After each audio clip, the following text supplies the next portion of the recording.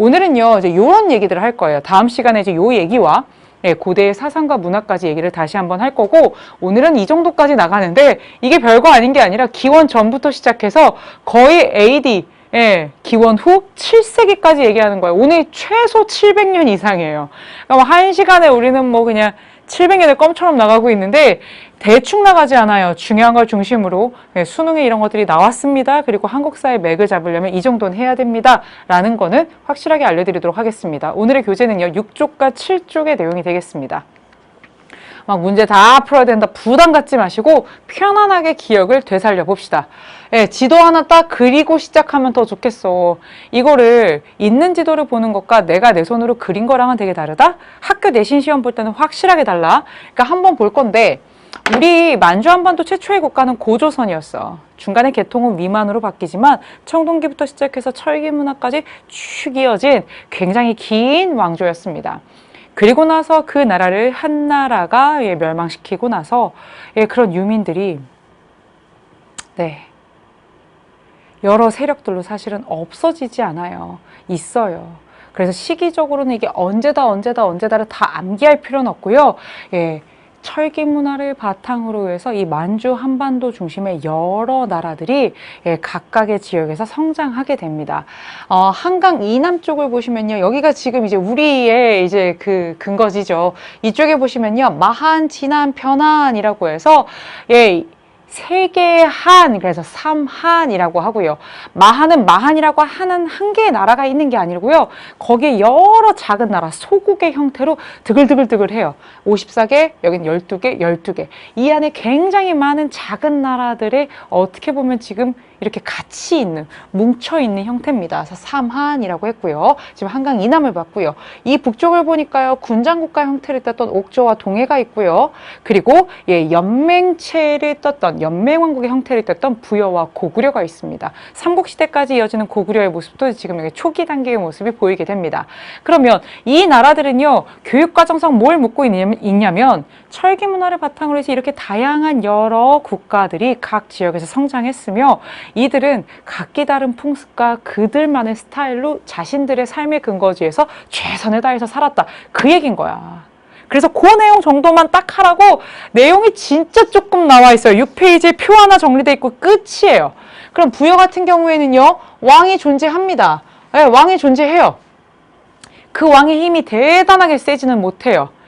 여기도 여러 덩어리들이 있는 거고요. 그들이 연맹의 모습을 갖추고 있는 거고요. 왕은요, 그들이 서로 추대하는 형태의 모습이에요. 그러다가 뭔가 좀 나라에 별로 안 좋은 일이 있거나 흉년이 있거나 그러면 왕이 덕이 없어 그래? 그러면서 막 갈아치우기도 해요.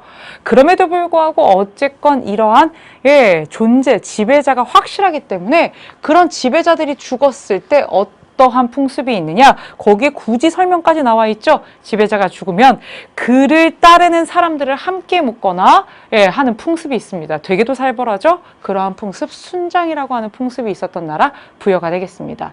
정치에서는 뭐가 나오느냐? 사출도라고 하는 표현이 나올 겁니다. 우리 있는 표현 정도만 보도록 할게요. 그러니까 왕이 있고요. 여기에 뭐라고 되어 있느냐? 마가, 오가, 저가, 구가 가축의 이름을 딴 여러 가들이 다스리는 그러한 행정의 지역.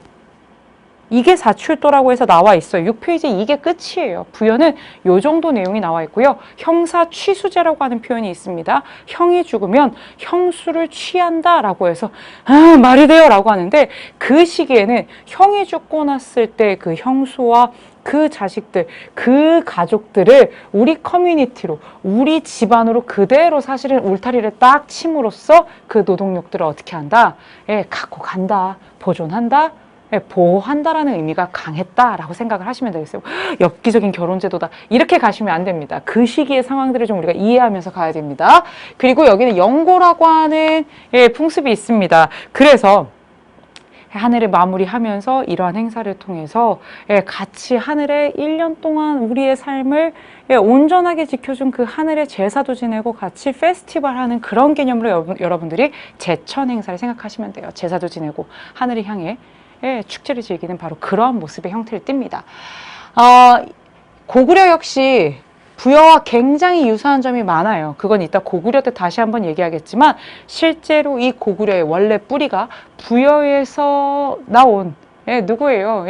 부여에서 사실은 이쪽 졸본 쪽으로 이동해서 나라를 건국한 주몽이라고 하는 자에 의해서 만들어진 나라이기 때문에 굉장히 부여와 많은 유사점들을 보이게 됩니다. 특히 고구려는요, 제가회의라는 게 있습니다. 이게 중학교 때나 고등학교 한국사 자세할 때는 다 배웠던 내용인데요.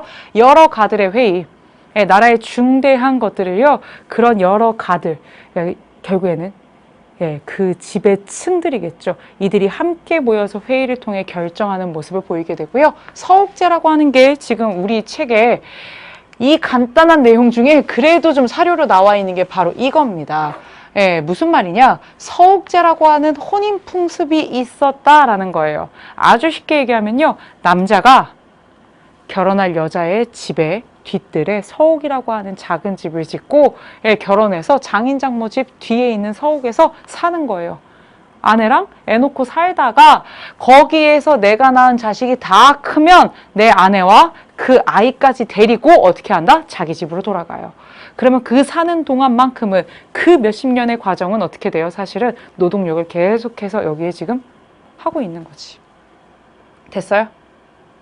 그러면 이러한 풍습에서 여러분들이 지금 고구려 같은 경우에는 혼인제도와 관련된 서옥제 정도만 좀 체크를 해두시면 되겠습니다. 됐어요? 그리고 역시 여기도 하늘의 제사 지내고 페스티벌, 하늘을 마무리하는 그런 귀한 행사, 이것을 동맹이라고 해서 10월 달에 했다. 요 정도가 지금 기록이 되어 있습니다. 여기 있는 옥조와 동해 같은 경우에는요, 지금 고구려 영향력을 상당히 많이 받아요. 미안한 얘기지만 되게 공식적으로 고구려에 갖다 바치면서 자신들의 존재를 유지하고 있는 나라입니다. 그래서 성장하는데 어느 정도 한계가 있어요. 게다가 여기는요, 해산물도 있고요, 땅도 비옥하고요, 빼앗길 건 너무 많아요. 그렇기 때문에 여기는요, 성장하는데 한계가 있었고 결국에는 고구려의 영향력 하에 복속되고 마는데, 이 옥저와 동해는 그래서 우리가 뭐라고 부르느냐, 군장국가 형태에서 왕국까진 같이 못 가고 그렇게 멸망한다, 복속된다 라고 표현을 합니다. 그게 여러분들 이 6페이지 같은 경우에는 군장이 부족을 지배한다 라는 요 세 번째 칸에 읍군과 삼노가 지배한다, 요 표현으로 지금 나와 있습니다. 특히 옥조에서는 여러분들 중학교 때도 열심히 배웠던 민며느리제, 역시 혼인과 관련된 제도인데요. 이거죠. 민며느리 혼인 풍습이에요. 여자가 엄청 어린 나이에 결혼한 거예요. 그래서 신랑네 집에서 너무 어리니까 같이 키워요. 거의 10살부터 가서 키워요. 어느 정도 여성이 크게 되면 이 신랑과 뭐합니까? 결혼을 시켜서 아내로 삼는다라는 거죠. 결국에는 뭐다라는 거예요. 남자 측에서 일정한 대가를 지불합니다. 특히 이 민며느리 같은 경우에는요, 이렇게 어린 나이에 결혼을 하고요, 요 어린 나이에 가서 성장을 한 다음에 혼인을 시키죠. 그때 이 여자 측에 남자 측에서 좀 지불해요. 그래서 이런 걸 통해서 실제로 노동력, 여성 노동력을 좀 중시했다라는 것을 알려주는 사료가 되겠습니다. 됐죠? 그래서 이 옥조의 민며느리제 정도 체크해 두시고요. 동해도 자세하게도 안 들어가요. 군장국가라고 하는 것과 책화라고 하는 풍습, 조계온이라고 하는 풍습이 있었다. 그리고 10월 달에 하늘을 향해 춤을 추면서 제천 행사를 하는 페스티벌 무천이 있었다. 이 정도만 알아두시면 됩니다. 조계온 거기다 체크할 건데요. C족 간 혼인을 금지한다는 거예요. 아니, 가족끼리 왜 이래? 그거 혼인 아니잖아. C족 바깥 사람과 혼인한다라고 해서 C족 안에서는 결혼하지 않는 풍습이 바로 조계혼이고요. 책화라고 하는 거는 이거예요. 함부로 남의 바운더리를 침범하지 마라. 아이유의 노래 그 삐삐 있잖아. 그 맞나? 그 삐하고 넘어오지 말라고, 선 지키라고, 그런 노래잖아. 나 그 노래 너무 가사가 기가 막히게 마음에 들더라고. 동해의 책화가 그런 거야. 왜 산천을 중시하고 다 산과 이 하천마다 다 구분이 있는데 왜 남의 거기 바운더리에 함부로 들어가냐. 함부로 침범했을 때는 그거는 선을 넘은 거야. 그렇다면 어떻게 해야 돼? 선을 넘었으니까 소나 말이나 이런 걸로 배상을 해야 돼. 네 행동에 책임지라는 거예요. 이렇게 해서 명확하게 사실은 이 부족 간의 경계나 이런 것들을 좀 지키려고 했던 나라가 바로 동해다라는 거 알아두시면 되겠습니다. 그러면 한강 이남으로 가보도록 하겠습니다. 54개, 12개, 12개나 되는 굉장히 여러 나라들이 모인 삼한이라고 하는 이 나라의 특징은요, 우선 한강 이남이야. 기후 조건, 지형 조건 이런 게 위쪽이랑 확실히 다르지. 농경이 굉장히 유리해요. 그리고 이 농경이 이들에게는 굉장히 또 중요합니다. 그래서 씨를 뿌리고 한번 하늘에 감사. 잘 되게 해주세요. 그 다음에 수확한 다음에 한번 올해 농사 감사합니다. 땡큐베리 감사하는 그러한 계절제라고 해서 이런 제천 행사를 5월과 10월 2번을 드리고 있었고요. 이 나라는요 조금 독특한 게 뭐냐면 신성한 지역이라고 해서 소도라는 게 있어요. 그리고 그 소도는 신성한 지역으로 딱 울타리 쳤기 때문에 설사 죄인이 이 안에 들어간다 할지라도 함부로 공권력을 투입해서 여기에 침범해서 끄집어 내갖고 끄댕이 잡고 이렇게 나올 수 없는 그러한 구역이 있었다라는 겁니다. 그리고 이 나라의 정치는요, 정치를 담당하는 신지와 읍차라고 하는 이러한 지배자와 그 다음에 제사를 특별히 담당하는 천군이라고 하는 자로 제사와 정치가 완전히 분리된 모습을 보이는 것이 이 사만의 특징이 되겠다. 요 정도만 여러분들이 알아두시면 충분해. 이게 지금 6페이지에 나와 있는 내용 끝이에요. 이걸 해가지고 문제를 푸는 건 내신 때 하시면 돼요. 이게 여러분들이 중학교 1학년 때, 2학년 때, 이제 3학년, 중학교 2학년 때 이 내용들을 배웠을 텐데 그걸 다시금 기억할 수 있니 정도만 여러분들이 확인하고 가시면 되겠습니다. 그러면 이런 초기 여러 나라 단계에서 사실은 끝이 나버린 나라들도 있는데 누군가는 살아남아서 그 이후의 단계까지 가게 돼요. 그러면 그럴 수 있는 그 차별점은 뭐냐는 거야. 왕이 있고 없고, 나라의 땅이 넓고 안 넓고, 뭐냐는 거야. 우리가 흔히 이 초기 여러 나라들 중에 이런 얘기 하잖아. 고구려는 고구려가 되고요. 마하는요, 결국에는 이 백제의 뿌리가 되고요. 여기 변화는요, 막 철도 많이 나고요. 농경도 잘 됐는데요. 나중에 가야로 연결이 되고요. 여기 진화는요, 여기 사로국도 보이잖아요. 여기 경주 중심이거든요. 여기가 신라로 이어지고요. 이런 식으로 얘기를 하는데, 그럴 수 있냐, 없냐의 사실은 그게 무엇이냐는 거야. 이전에 초기 국가, 여러 나라라고 얘기하는 나라들과 우리가 고구려, 백제, 신라라고 얘기하는 이 고대 국가들과의 그 특징, 차별점이 무엇이냐라고 물으신다면 몇 가지 내용이 있습니다. 6페이지 제일 아래 나와 있는 내용인데요. 첫 번째는 왕권이 되게 더 강해진다는 거예요. 막 흉년이니까 야 왕 갈아치워, 야 가뭄이니까 갈아치워, 전쟁에서 졌으니까 죽여, 이런 왕이 아니라 이제 그 왕의 힘이 되게 더 세져요. 아마도 정복전쟁에서 계속 승리하면서 영토도 늘리고 민도 늘렸기 때문에 사실은 그게 가능했겠지. 그렇기 때문에 그 사람의 권위가 있고요. 감히 내가 죽으면 다른 사람으로 선출하거나 추대하거나 다음번 누가 할까 순번을 뽑는 게 아니라 내 자식이나 내 혈통에서 그 다음 왕위가 결정될 수 있을 만큼 세져요. 그래서 하나의 중요한 특징이 왕권이 강해지고요. 왕위가 세습되게 됩니다. 내 동생이 됐건 아니면 내 아들이 됐건 내 아들이 되는 것이 사실은 가장 강력한 왕위의 세습이라고 할 수 있겠죠. 그 다음엔 또 무엇이냐? 이거지. 여기 지금 나오잖아. 체크 좀 해봐. 통치를 위한 시스템들이 완비된다. 아니면 좀 만들어진다는 거예요. 나라를 다스리기 위한 룰이 만들어져요. 법이 만들어져요. 형벌과 행정 이런 것들이 분리되기 시작합니다. 그러한 틀이 만들어져요. 관리 체계가 생겨요. 관리들의 등급에 따라서 옷을 다르게 입어요. 이런 모든 매뉴얼들이 만들어지는 것, 통치체제가 정비된다. 이건 역시 이전의 국가 단계에서 보이지 않는 고대 국가라고 하는 고구려, 백제, 신라에서 확실하게 보이는 특징이에요. 다르지. 공무원들을 지금 옷 색깔까지 지금 다르게 만들어가고 있는 그런 상황인 거예요. 그 다음에 세 번째는 무엇이냐? 사상을 하나로 가는 거지. 우리는 곰 토템을 믿어. 우리는 호랑이 토템이야. 우리는 뭐야? 전통적인 자신들의 원시적인 신앙 형태가 아니라 왕은 곧 부처고요. 왕을 중심으로 해서 이 지배를 받고 있는 이 삶이 너무나 당연하고요. 내가 현재의 모습으로 지배를 받는 것은 내 전생의 업에 대한 대가이고요. 이런 모든 것들로 인해서 지금 사상이 하나로 가고요. 왕권을 강화할 수 있는 외래 종교, 불교를 수용하면서 뭔가 좀 다른 모습을 보이는 것이 바로 이 삼국시대의 특징이 되겠습니다. 그래서 이러한 특징들을 갖춘 나라들이 결국에는 살아남으면서 우리가 지금 한반도에 고구려, 백제, 신라, 예, 이 고대 사회가 형성된다라고 얘기를 하고요.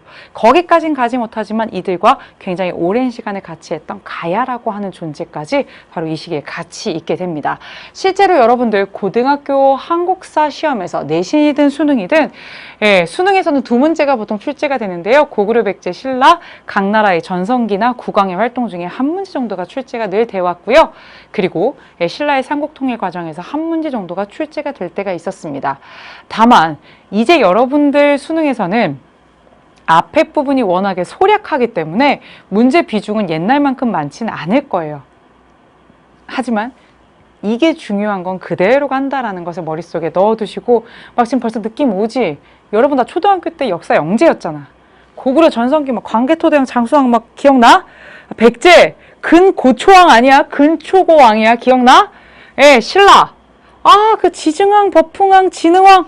아, 나 어렸을 때 그거 만화 뭐해서 봤는데 여러분들이 그 정도만 지금 뿜뿜 기억이 나기 시작해도 바로 잡아갈 수 있습니다. 그러면 이제 삼국시대부터 한번 얘기를 할 건데요. 잠깐 이쪽으로 한번 와볼까요? 우리 친구들의 기억을 한번 되살리고 가보도록 하겠습니다. 한국사 고대입니다. 여러 나라들이 그렇게 지금 쭉 성장을 하다가 결국에는 이 힘센 세력들이 고대 국가로 아까 얘기했죠. 왕권 강화와 통치체제의 정비와 불교의 수용과 여러 가지를 특징으로 하는 그런 고대 국가라는 틀을 갖춰가게 됩니다. 그 중에 첫 번째가 바로 지금 고구려예요. 이 고구려 백제 신라 선생님이 그냥 이렇게 쓴 거예요. 엄밀히 말해서 사실은 기록상에 가장 먼저 건국됐다라고 알려지고 있는 것은 신라입니다. 근데 이게 국가의 발전 단계를 생각했을 때는 이게 진짜 그랬을 것 같다라고 확신하기는 어려운데 역사책에는 지금 기록상에는 기원전 제일 먼저 그리고 신라 고구려 백제 순으로 건국되었다라고 전해지고 있는데 뭐 이거에 대해서 지금 우리가 논쟁을 할 필요는 없고요. 어쨌건 지금 기원전부터 시작을 해서 이런 나라들이 건국이 됐고요. 그리고 나서 거의 대부분 700년 가까이 아주 오랜 시간, 특히 신라 같은 경우엔 천년왕국 신라라고 합니다. 그런 정도의 오랜 시간들을 뭐하고 있다? 쭉 만주 한반도를 배경으로 해서 이어지고 있다라는 거예요.